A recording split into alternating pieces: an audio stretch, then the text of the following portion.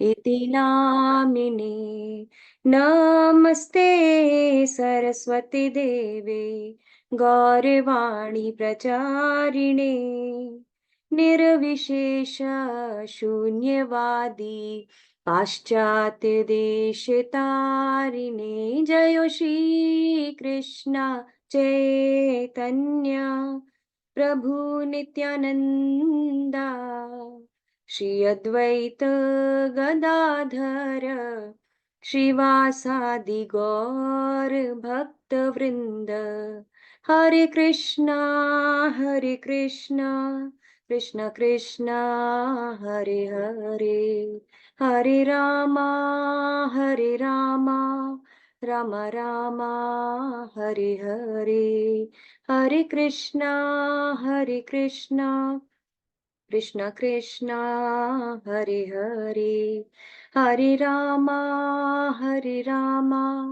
राम राम हरे हरे। हरे कृष्णा। सभी को प्रणाम।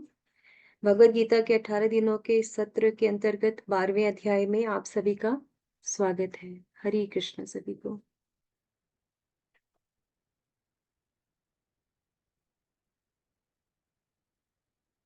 तो इस अध्याय का नाम, जैसे कि हम स्क्रीन पे देख रहे हैं, आज जो हमारा अध्याय 12 है, इसका नाम है भक्ति योग। तो हमने पीछे भी एक बार डिस्कस किया था कि 7 से 12 जो अध्याय हैं वो भक्ति योग प्रधान है, पर ये जो 12वां अध्याय आज हम पढ़ने जा रहे हैं ये पूरी तरह से भक्ति योग के बारे में बताएगा।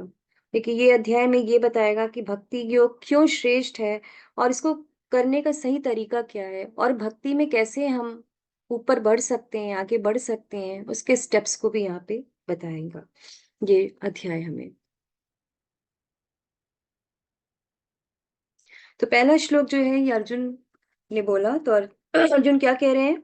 अर्जुन उवाच एवं सतत युक्ता ये भक्तस्त्वां पर्युपासते ये चापि अक्षरम अव्यक्तम तेषां के योग वित्तमाः। तो अर्जुन ने पूछा, जो आपकी सेवा में सदैव तत्पर रहते हैं या जो अव्यक्त निर्विशेष ब्रह्म की पूजा करते हैं, इन दोनों में से किसे अधिक पूर्ण या सिद्ध माना जाए? तो अर्जुन जो है वो दो तरह के लोगों के बारे में पूछ रहे हैं। एक पहले प्रकार के लोग वो होते हैं जो भगवान को साकार रूप में मानते हैं और उनकी पूजा अर्चना करते हैं, और दूसरे प्रकार के लोग वो होते हैं जो भगवान को निराकार ब्रह्म के रूप में मानते हैं। तो इस तरह से अर्जुन पूछ रहे हैं कि आप मुझे बताइए कि इन दोनों में से श्रेष्ठ कौन है। अर्जुन जो है ये नहीं कह रहे हैं कि कौन सा सही है कौन सा गलत है, अर्जुन कह रहे हैं कि इन दोनों में से श्रेष्ठ कौन है। तो ये बात हम इस ये जो पहली चीज जो अर्जुन ने पूछी है इसको समझते हुए ही हमें आगे बढ़ना है, कि अर्जुन ये नहीं कह रहे हैं कि आपको बताना है भगवान की साकार और निराकार रूप में क्या सही है क्या गलत है। ये अर्जुन का प्रश्न नहीं है। अर्जुन का प्रश्न है कि इन दोनों में से भगवान बताइए कि कौन सा श्रेष्ठ है, क्या श्रेष्ठ है। ये अर्जुन का प्रश्न है यहाँ पे। जैसे पीछे हमने देखा, ये लाइट जो भगवान का ब्रह्म तेज है, जो निराकारवादी जो होते हैं इसी में भगवान में अपना ध्यान जो है वो केंद्रित करते हैं, और ये भगवान का साकार रूप है। जो भक्त होते हैं ये इन्हीं श्याम सुंदर की पूजा अर्चना करते हैं। तो प्रभुपाद कहते हैं कि सामान्यतः अध्यात्मवादियों को दो श्रेणियों में विभाजित किया जा सकता है। पहला निर्विशेषवादी तथा दूसरा सगुणवादी।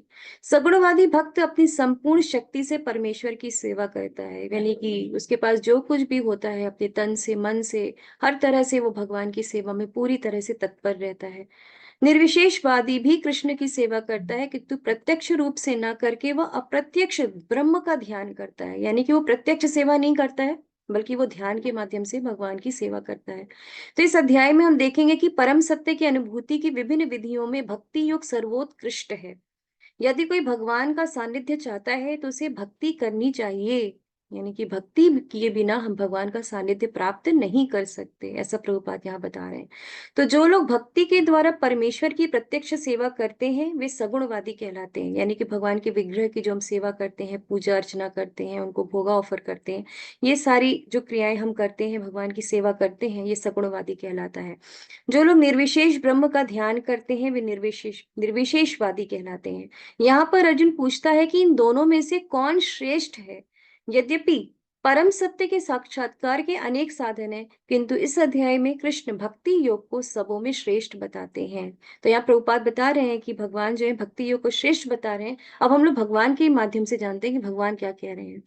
तो ये दूसरा जो श्लोक है ये भगवान यहाँ पे बताने जा रहे हैं। तो दोनों ही, जैसा प्रभुपाद बता रहे हैं कि दोनों ही, चाहे वो निर्विशेषवादी हो चाहे वो साकारवादी हो, दोनों ही भगवान की सेवा करने का प्रयास करते हैं।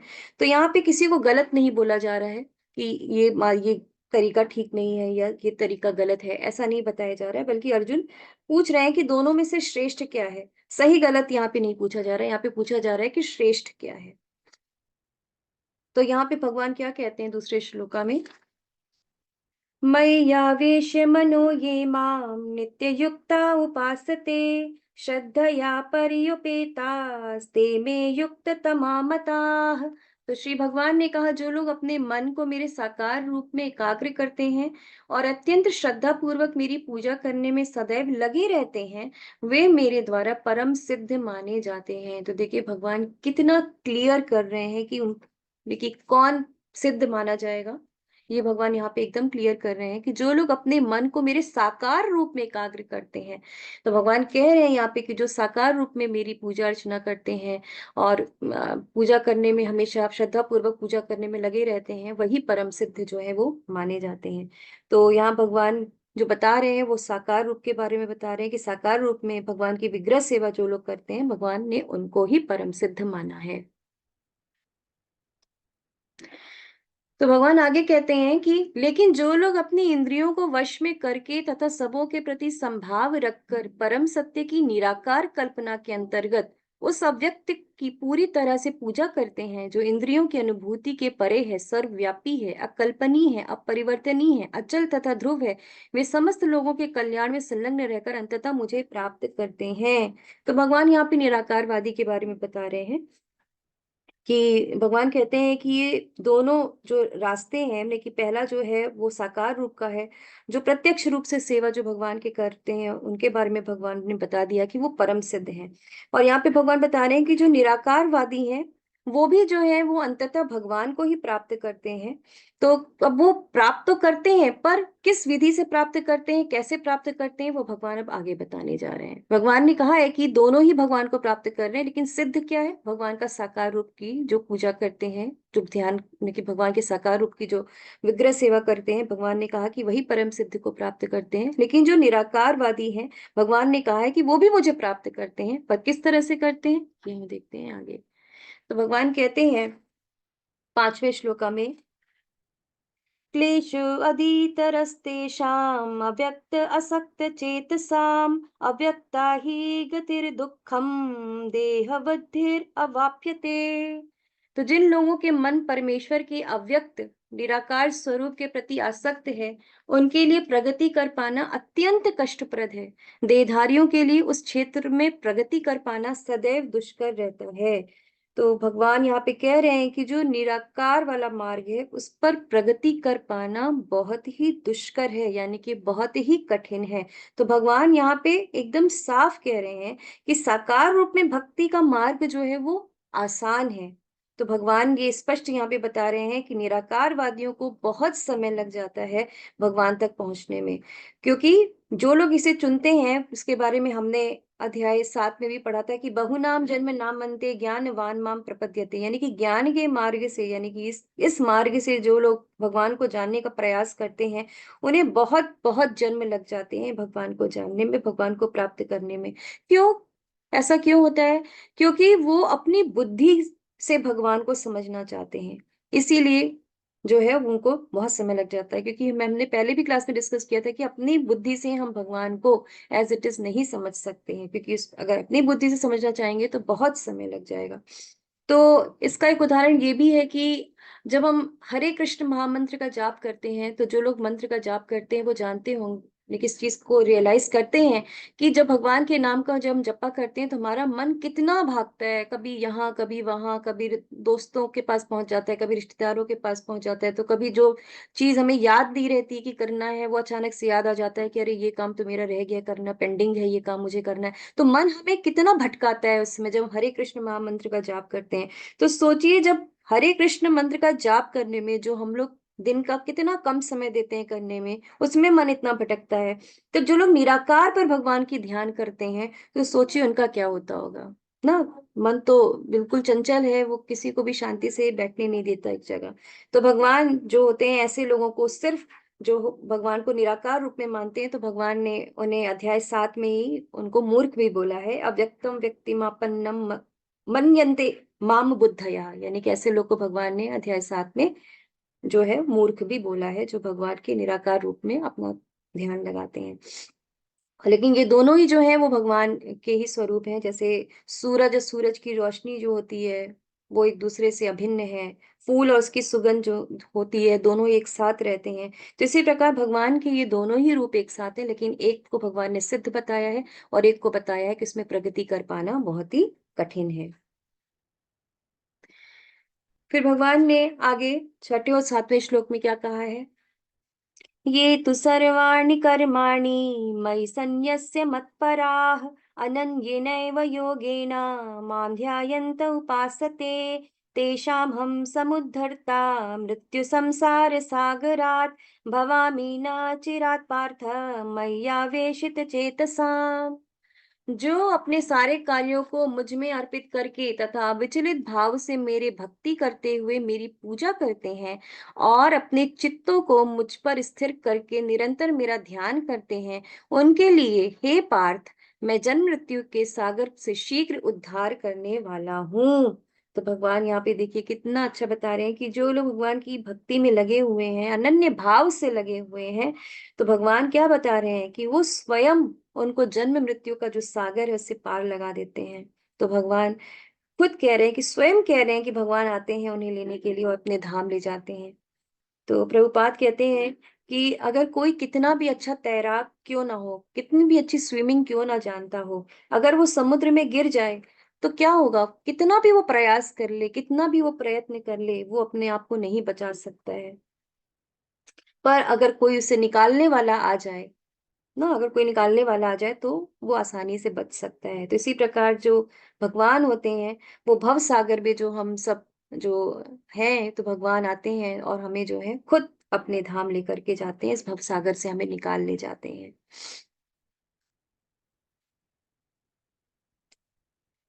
फिर भगवान कहते हैं श्लोका नंबर 8 में, मय्येव मन आधत्स्व मयि बुद्धिं निवेशय निवसिष्यसि मय्येव अत ऊर्ध्वं न संशयः। भगवान कहते हैं कि मुझ भगवान में अपने चित्त को स्थिर करो और अपनी सारी बुद्धि मुझ में लगाओ, इस प्रकार तुम निसंदेह मुझ में सदैव वास करोगे। तो भगवान अब यहाँ पे स्टेप्स बता रहे हैं कि किस तरह से हम भगवान को पा सकते हैं, किस तरह से हम भगवान में अपने चित्त को लगा सकते हैं।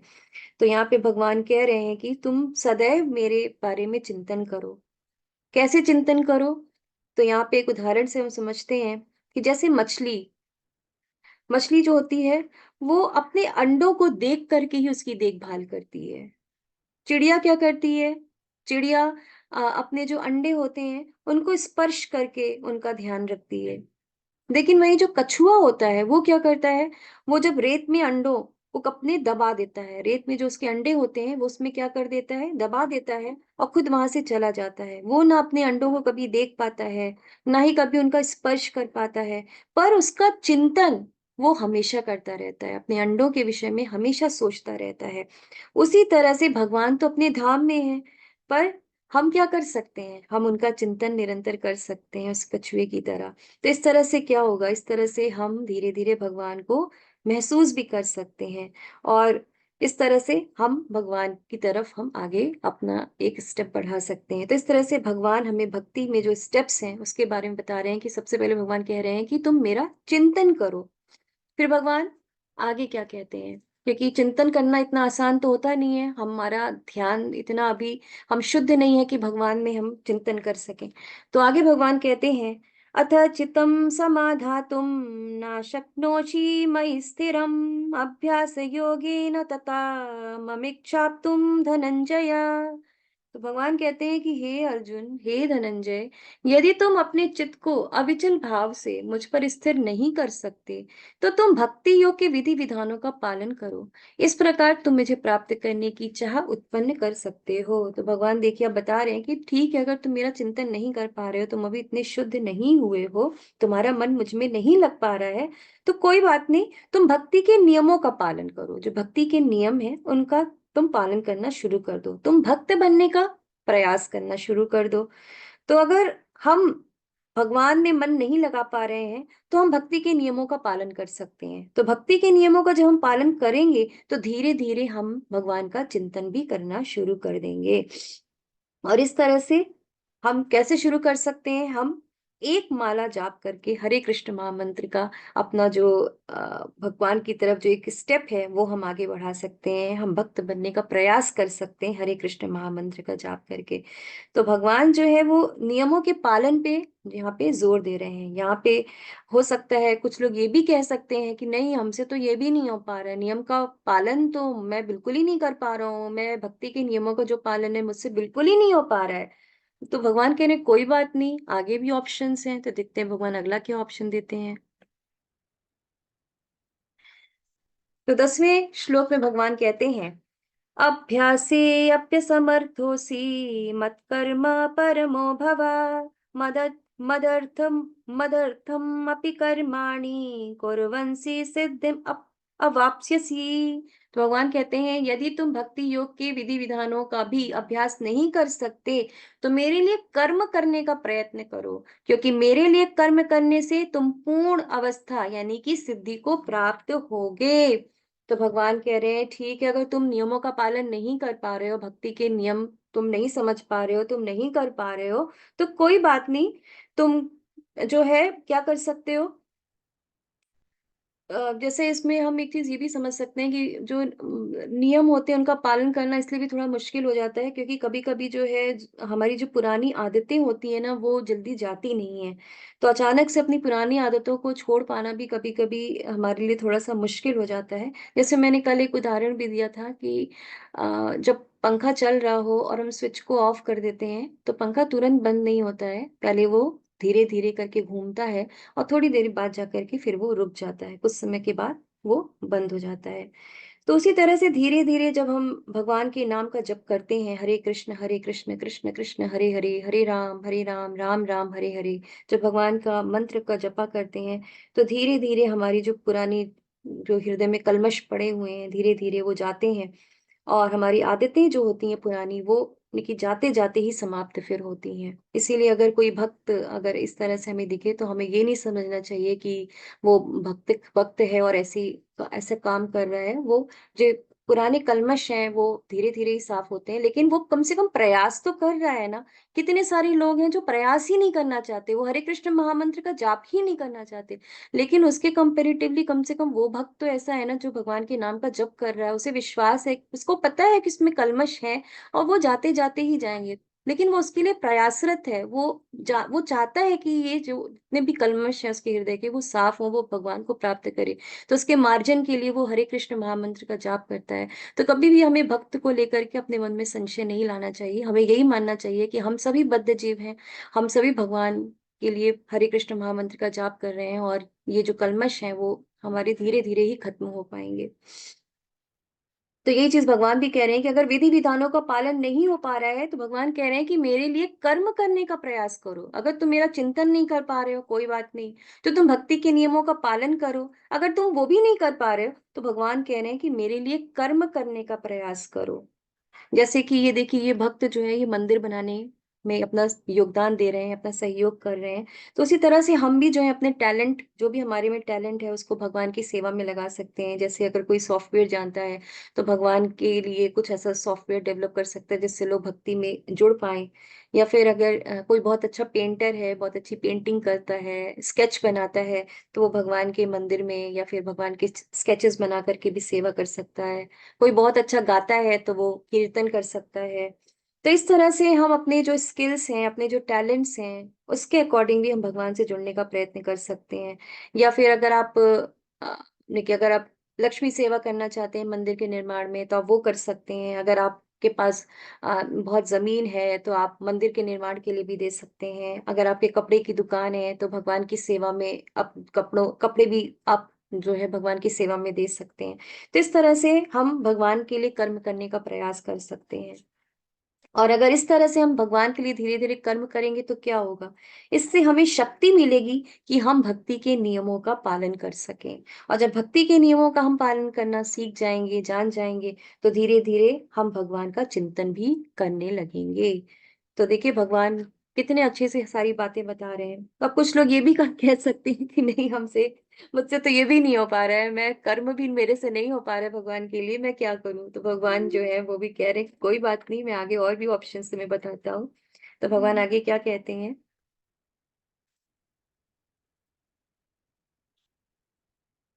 ये पिछले श्लोक से रिलेटेड है। यत् करोषि यदश्नासि यज्जुहोषि ददासि यत् पश्यसि कौन्तेय तत् कुरुष्व मद अर्पणम्। ये अध्याय 9 से श्लोक लिया गया है। यहाँ पे भगवान वही बात कह रहे हैं कि तुम मेरे लिए कर्म करो, तुम जो कुछ भी करते हो, जो कुछ भी खाते हो, अर्पित करते हो, दान देते हो, तपस्या करते हो, सब कुछ मुझे अर्पित करते हुए करो। यानी कि हम भगवान के लिए कर्म कर सकते हैं, हम जो भी करते हैं, उसे भगवान को सेंटर में रख के कर सकते हैं, भगवान को अर्पित करते हुए भी कर सकते हैं।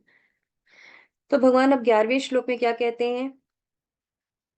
अथैतदप्यशक्तोऽसि कर्तुं मद्योगमाश्रितः सर्वकर्मफलत्यागं तथा कुरु यतात्मवान्।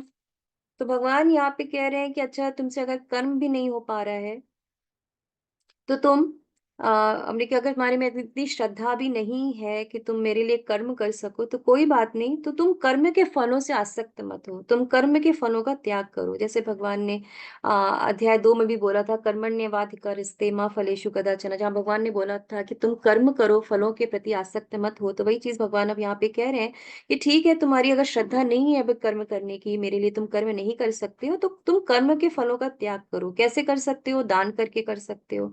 तो इस तरह से जब हम दान करते हैं तो हमारी जो आसक्ति होती है वो धीरे-धीरे जाती है। तो कर्म फलों से धीरे-धीरे हमारी आसक्ति, अगर हम कर्म फलों का त्याग करते हैं, कर्म फलों से अपनी आसक्ति को हटाते हैं तो धीरे-धीरे हमारी जो आसक्ति है चीज़ों से वो समाप्त होने लगती है। क्योंकि ये जो कर्म फल है ना, यही हमें संसार से बाँधते हैं। तो अगर ऐसा कि अगर हम कर्म फलों का त्याग करेंगे तो धीरे-धीरे हमारी आसक्ति जो है वो समाप्त हो जाएगी। अब कोई ये भी कह सकता है कि नहीं मेरे से तो ये भी नहीं हो पा रहा है, मैं कर्म फलों से मैंने कि मैं आसक्त हूँ, मैं इनको नहीं छोड़ पा रहा हूँ, मैं क्या करूँ? तो भगवान क्या कहते हैं आगे? तो भगवान कहते हैं अच्छा कोई बात नहीं। तो भगवान अब बोलते हैं श्रेयो हि ज्ञानमभ्यास ज्ञानात् ज्ञानं विशिष्यते ध्यानात् कर्मफल त्यागच्छन्ति अनंतरम। तो भगवान कह रहे हैं यदि आप इस अभ्यास में नहीं जा सकते हैं तो अपने आप को ज्ञान में संलग्न करें। ज्ञान से बेहतर हालांकि ध्यान है और ध्यान से बेहतर कर्म के फल का त्याग है। इस तरह के त्याग से मन को शांति मिल सकती है। तो भगवान कह रहे हैं कि अच्छा कोई बात नहीं।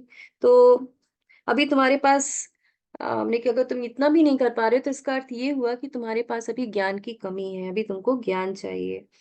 तो तुम पहले ज्ञान को अर्जित करो, अर्जित करने का प्रयत्न करो पहले। तो ज्ञान हमें कहाँ से मिल सकता है? ज्ञान हमें भगवत गीता से ले सकते हैं, जो हम पढ़ रहे हैं यहाँ से हमें अब ज्ञान मिल सकता है कि किस प्रकार से हम भगवान की सेवा कर सकते हैं, भगवान कौन है, ये सारी बातें, गुरु क्या है, आत्मा क्या है, ये सभी हम यहाँ से सीख सकते हैं। या फिर हम भक्तों से सुनकर ले सकते हैं, गुरु से सुनकर के ले सकते हैं। तो इस तरह से हम जितना सुनेंगे भगवान के बारे में ना, उतनी ही हमारी श्रद्धा जो है वो धीरे-धीरे बढ़ती जाएगी। जैसे सुबह जो है हमारे मंगलूरु टेम्पल की तरफ से श्रीमद् भागवतम की भी कक्षाएँ होती हैं, हिंदी में भी होती हैं, इंग्लिश में भी होती हैं। वहाँ पे भी हम भगवान के विषय में सुन सकते हैं, जान सकते हैं। और भगवद गीता की जो क्लासेस होती हैं उसमें तो आप जॉइन कर रहे हैं। और भी ऐसे बहुत सारी क्लासेस हैं, टेम्पल की तरफ से ऑर्गेनाइज किए जाते हैं। शाम को भी भागवतम की कक्षाएँ होती हैं, वो भी जॉइन कर सकते हैं। तो जितना ज़्यादा हम भगवान के बारे में सुनेंगे, धीरे-धीरे हमारी श्रद्धा जो है वो उतनी ही बढ़ती जाती है। और फिर अगर श्रद्धा हमारी बढ़ेगी तो क्या होगा? फिर हम कर्म फलों का त्याग भी कर पाएँगे और फिर हम भगवान के लिए कर्म करना शुरू कर देंगे।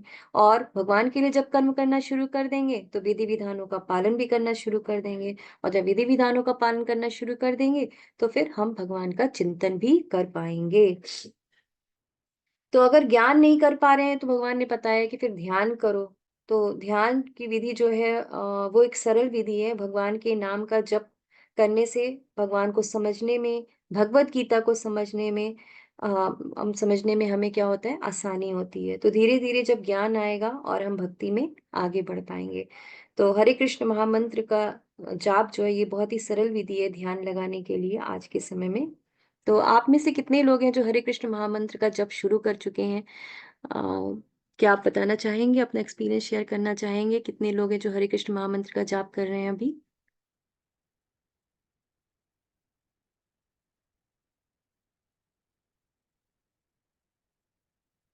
अभी ओके, अभी केवल 4 ही डिवोटीज हैं जो हरे कृष्ण महामंत्र का जाप कर रहे हैं और कोई नहीं कर रहा है अभी। अभी जैसे क्लास में बहुत सारे डिवोटीज हैं, नियर अबाउट 68 हैं, उनमें से केवल ओके,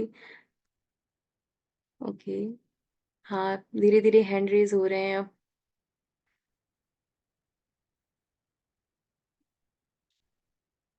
हरि बोल, बहुत सुंदर।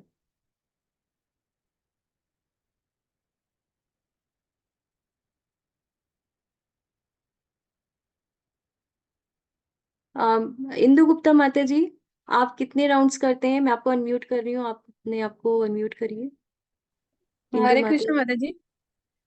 जी माता जी। माता जी मैं 16 राउंड्स करती हूँ सुबह मॉर्निंग में जल्दी उठ के। ओके ओके, हरि बोल, बहुत सुंदर। विवेक प्रभु जी, आप? हरे कृष्ण माता जी, दंडवत प्रणाम। प्रणाम प्रभु। मैं इस्कॉन आईएफ दिल्ली से हूँ, तो मैं 16 राउंड कर लेता हूँ 7 AM हरि मॉर्निंग में बोल, कंप्लीट कर लेता हूँ। बहुत सुंदर, बहुत सुंदर। आशा माता जी, हरि बोल, हरे कृष्णा। आशा शर्मा माता जी।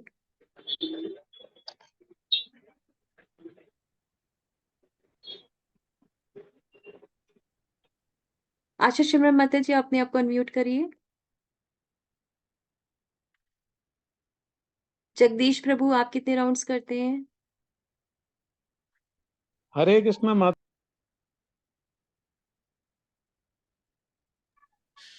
जी प्रभु। हरे कृष्ण माता जी, दंडवत प्रणाम। जी प्रभु, प्रणाम।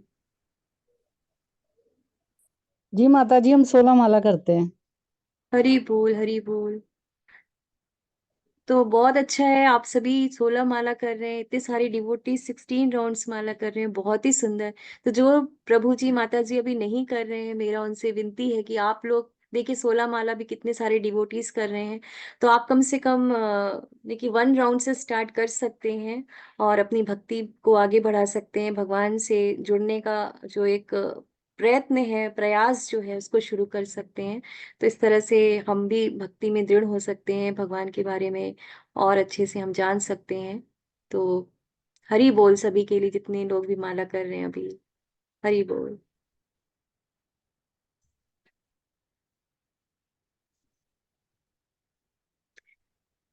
ठीक है, आप सभी अपने हैंड्स डाउन कर सकते हैं। हरे कृष्णा। तो इस तरह से भगवान ने भक्ति के यहाँ पे जो है अलग अलग स्टेप्स बताए हैं।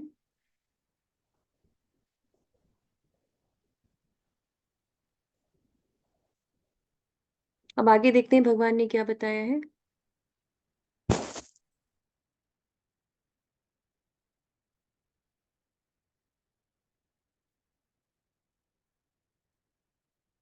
मेरा ऐसा भक्त जो सामान्य कार्यकलापों पर आश्रित नहीं है, जो शुद्ध है, दक्ष है, चिंता रहित है, समस्त कष्टों से रहित है और किसी फल के लिए प्रयत्नशील नहीं रहता, मुझे अतिशय प्रिय है।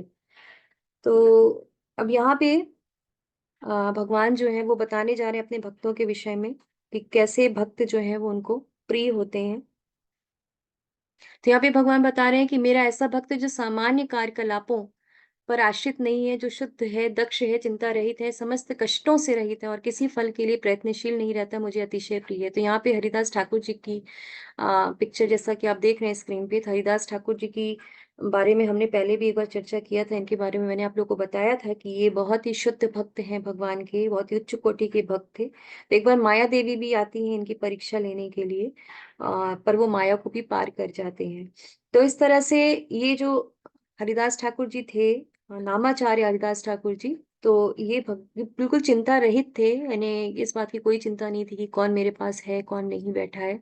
इन्होंने बिल्कुल ही इग्नोर किया, भगवान के नाम की जो जप थी उसको इन्होंने कंटिन्यू रखा। इस तरह से यहाँ पे इनका उदाहरण आता है। फिर यहाँ पे है कि जो किसी से द्वेष नहीं करता लेकिन सभी जीवों का दयालु मित्र है, जो अपने को स्वामी नहीं मानता और मिथ्या अहंकार से मुक्त है, जो सुख दुख में संभाव रहता है, सहिष्णु है, सदैव आत्मतुष्ट रहता है, आत्मसंयमी है, तथा जो निश्चय के साथ मुझ में मन तथा बुद्धि को स्थिर करके भक्ति में लगा रहता है, ऐसा भक्त मुझे अत्यंत प्रिय है। तो भगवान अब यहाँ पे अपने भक्तों की क्वालिटीज को बता रहे हैं कि मेरे भक्तों में क्या क्वालिटीज हैं। तो जब हरे कृष्ण महामंत्र हम करते हैं ना, तो धीरे धीरे हमारे अंदर भी जो हमारा कल्मश धीरे धीरे जब खत्म होता है, तो भक्तों जो शुद्ध भक्त भगवान के होते हैं उनमें भी ये क्वालिटीज जो है वो दिखने शुरू हो जाते हैं। तो इस तरह से वो लोग भगवान के बहुत ही प्रिय होते हैं। तो ये कौन कौन सी क्वालिटीज है, भगवान यहाँ पे वन बाय वन श्लोका के माध्यम से हमें बता रहे हैं। तो अभी पीछे जो हमने नामाचार्य हरिदास ठाकुर जी का उदाहरण देखा, अब यहाँ पे जो भगवान बता रहे हैं, ये बता रहे हैं कि जो मेरे भक्त होते हैं, जो मुझ में जो मुझे मेरी भक्ति में लगे रहते हैं, उनमें जो सुख दुख का संभाव रहते हैं, यानी कि चाहे सुख हो चाहे दुख हो, वो हमेशा जो होते हैं वो एक ही भाव में रहते हैं, कभी भी वो जो होते हैं विचलित नहीं होते हैं। तो भगवान ने ये सारे लक्षण यहाँ पे बता रहे हैं। तो सुदामा का भी यहाँ पे उदाहरण यहाँ पे दिया है इन्होंने। तो एक एक करके हम देखते हैं कि किस तरह से है। तो सुदामा जो थे, ये गरीब थे और ये घरों में जाकर के भिक्षा मांगते थे और उसी से अपना जीवन यापन करते थे। तो भिक्षा मांगने के लिए ऐसा नहीं है कि जब तक बहुत सारा जो है अनाज इकट्ठा ना हो जाए तब तक भिक्षा लेते थे। ये कुछ ही घरों में जाते थे और जितना मिलता था उतना लेकर के वो संतोष करके आ जाते थे और उसी से अपना जीवन यापन करते थे। कभी कभी ज्यादा भी मिलता था, कभी कभी नहीं भी मिलता था, पर ये हमेशा संतोष करते थे, कभी विचलित नहीं होते थे, हमेशा सुख दुख में एक समान रहते थे और संतुष्ट भी थे। जो भी इन्हें मिलता था वो उससे आत्मतुष्ट थे, संतुष्ट थे। तो देखिए ये सारे जितने भी यहाँ पे गुण भक्तों के बताए जा रहे हैं, ये सभी सुदामा जी में देखने को मिल रहा है।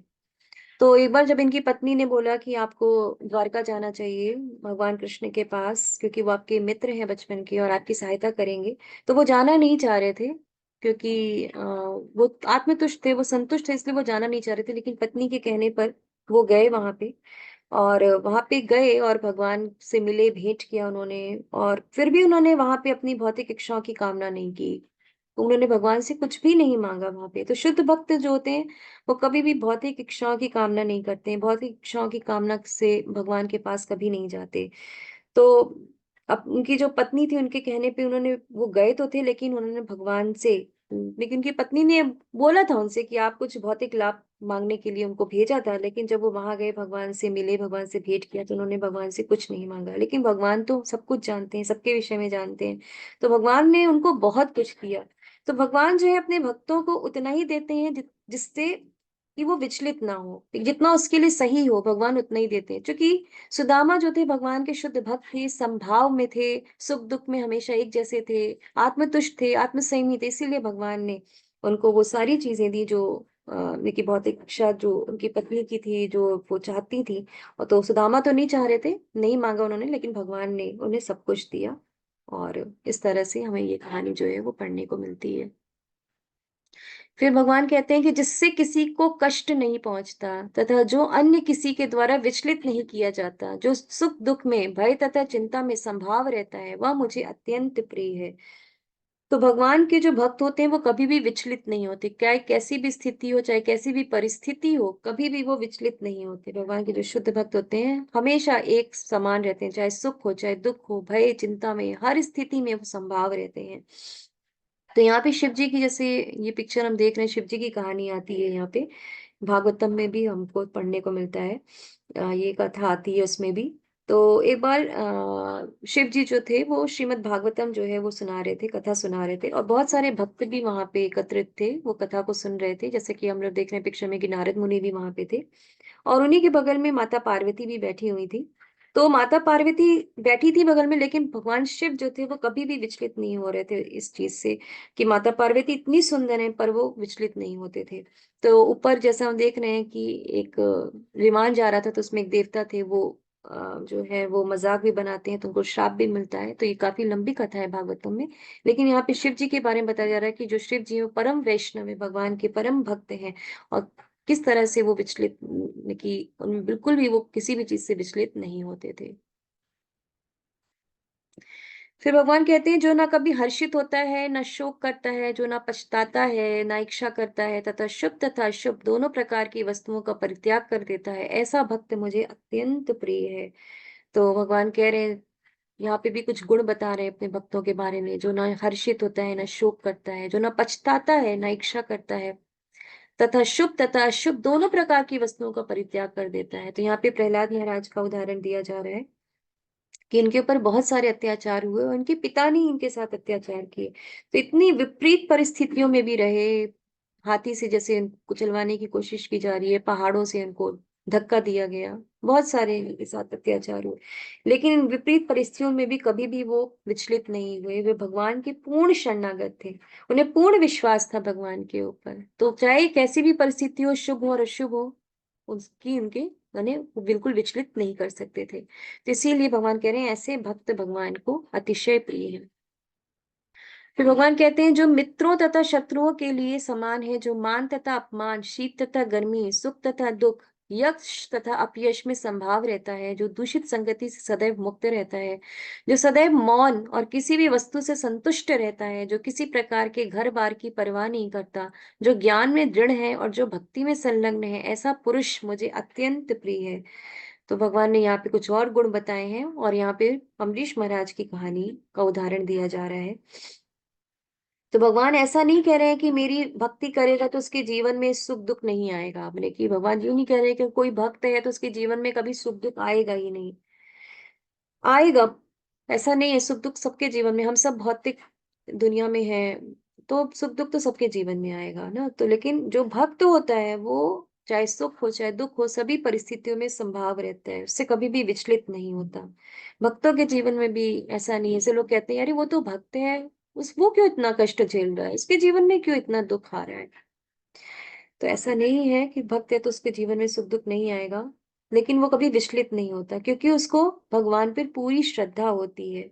उसको ये पता होता है कि भगवान उसके साथ जो भी करेंगे वो सही करेंगे, इतना विश्वास होता है उसे भगवान पर। क्योंकि ये संसार जो है ना, ये द्वंद्वों से बना हुआ है। कभी यहाँ पे शीत है तो कभी गर्मी है, कभी मान है तो कभी अपमान है, कभी यश मिलता है किसी को तो उसी पल उसको अपयश भी मिल जाता है। तो ये द्वंद्वों का जो ये भौतिक दुनिया है ना, ये संसार जो है ना, ये चलता ही रहता है। जैसे उदाहरण के लिए मान लीजिए अभी हमारी किसी ने तारीफ की कि आप कितना अच्छा गाते हो, आप कितना अच्छे दिखते हो, आपका काम कितना अच्छा है, तारीफ कर रहे हैं।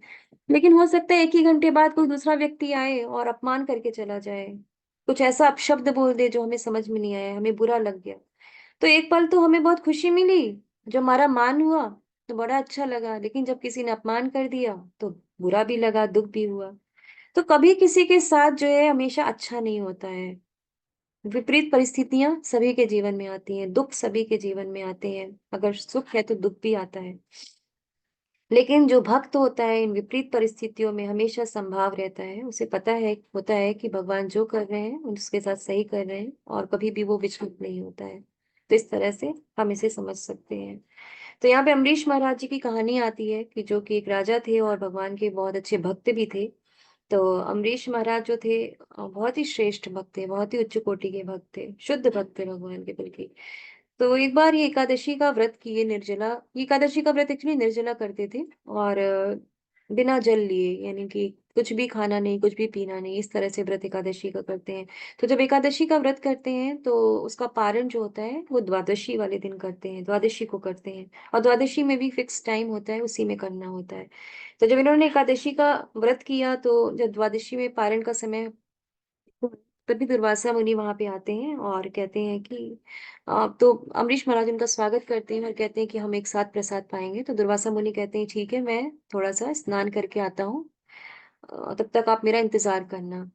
तो वो चले जाते हैं स्नान करने के लिए नदी पर। तो अम्बरीश महाराज जो होते हैं वो उनका इंतजार करते हैं, लेकिन अभी कुछ ही छड़ी बस बचे होती हैं द्वादशी खत्म होने में। तो वो चिंतित हो जाते हैं कि अगर वो एकादशी का व्रत जो है वो इसी समय खोलना है, तो उन्हें कुछ ब्राह्मण जो होते हैं वो उनको एडवाइस करते हैं कि आप जल लेकर के अपना व्रत जो है वो पालन, तो व्रत का पारण कर लो और प्रसाद जो है वो आप दुर्वासा मुनि के साथ करना। तो उनको लगता है कि हाँ मुझे ऐसा कर लेना चाहिए, तो वो थोड़ा सा जल लेकर के पारण कर लेते हैं। तब तक दुर्वासा मुनि आते हैं और उनको ये पता लग जाता है कि इन्होंने पारण कर लिया, तो बहुत ही क्रोधित होते हैं और अपनी जटा का एक बाल निकालते हैं और उससे एक राक्षसी कृत्या उत्पन्न होती है और वो अम्बरीश महाराज को मारने के लिए झपटती है। तभी अचानक से भगवान का सुदर्शन चक्र आता है और वो राक्षसी जो होती है उसको जला देता है और फिर दुर्वासा मुनि के चक्र जो होता है पीछे पड़ जाता है। अब दुर्वासा मुनि जो है वहां से भागते हैं, स्वर्ग लोग जाते हैं, वहां से ब्रह्म लोग जाते हैं, शिव जी के पास जाते हैं, पर कोई उनकी रक्षा नहीं करने में सामर्थ्य रहता है किसी में भी।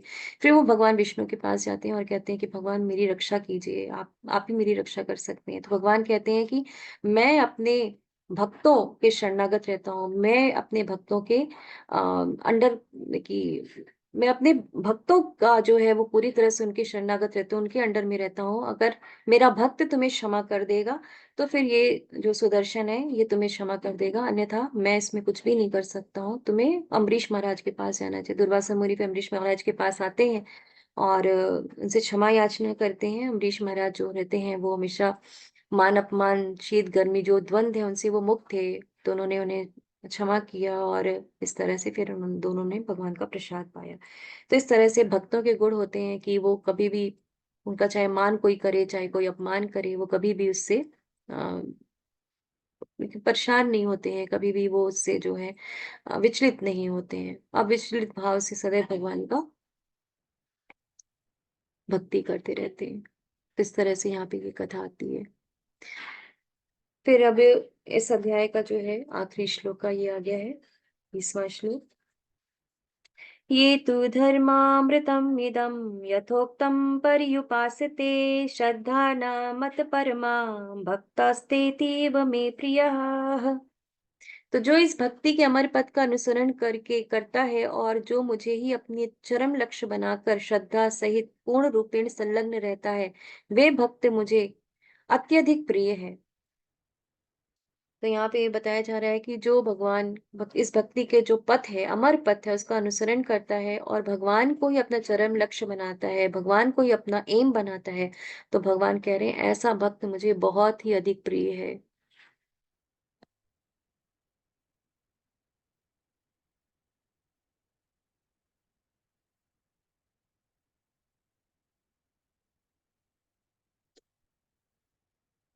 तो इस तरह से यहाँ पे बिल्वा मंगल ठाकुर जी की कथा आती है। तो इन्होंने संस्कृत में भगवान के ऊपर बहुत ही अच्छी अच्छी स्तुतियां लिखी हैं, भजन लिखे हैं। भगवान के बहुत अच्छे भक्त भी हुए हैं, ये बहुत ही शुद्ध भक्त हुए हैं भगवान के। तो बिल्वा मंगल जो थे उनकी आसक्ति जो थी एक स्त्री से थी, वो रोज उस स्त्री से मिलने के लिए जाया करते थे। तो एक दिन बिल्वा मंगल जो थे उनके पिता का श्राद्ध था। तो श्राद्ध की जो क्रिया थी उसको संपन्न करने के बाद वो स्त्री जो थी वो नदी के उस पार रहती थी, तो उससे मिलने के लिए श्राद्ध का कार्य समाप्त करके वो निकले उससे मिलने के लिए, नदी पार करने के लिए। लेकिन उसी समय बहुत तेज बारिश हो रही थी और बहुत तूफान आया हुआ था।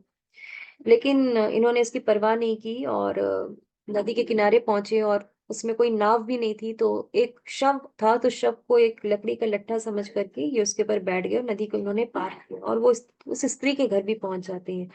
तो जब वो स्त्री देखती है कि ये इस तरह से मेरे से मिलने के लिए आया है, मेरे पास मिलने के लिए आया है, तो वो बहुत ही नाराज हो जाती है। वो कहती है कि ये जो हार्ड मांस का जो पुतली है, ये हार्ड मांस की जो शरीर है, उससे तुम इतनी आसक्ति कर रहे हो।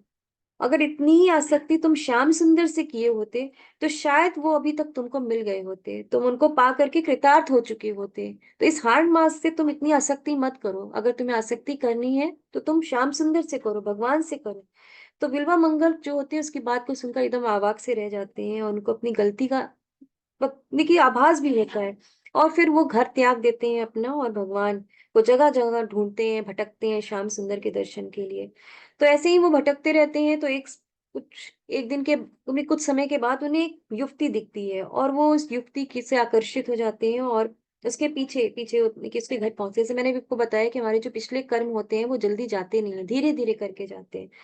तो उसके पीछे पीछे उसके घर पहुंच जाते हैं और वहां पहुंचकर उनको जो उनकी अवस्था होती है, जब उनको उसका ज्ञान होता है कि वो क्या कर रहे हैं, तो वो क्या करते हैं, उस स्त्री से कहते हैं कि आप मुझे 2 काँटे ला करके दो। जो वो स्त्री 2 काँटे ला करके देती है, तो वो अपनी आँखों में उसको भोंक देते हैं और इस तरह से वो अपने नेत्रों को खो देते हैं। और फिर वो क्या करते हैं, फिर वो कहते हैं कि ये जो आँखें हैं, यही मुझे बार-बार भटका रही हैं, मुझे इस तरह आँखें नहीं चाहिए जो मुझे भटकाएँ और भगवान से मुझे दूर ले जाएँ।